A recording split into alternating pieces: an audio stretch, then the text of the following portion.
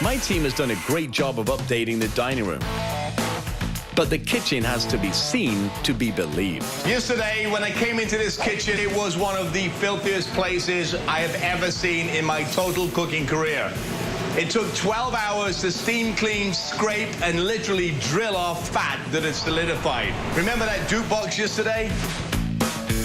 We traded that and managed to get used equipment that works.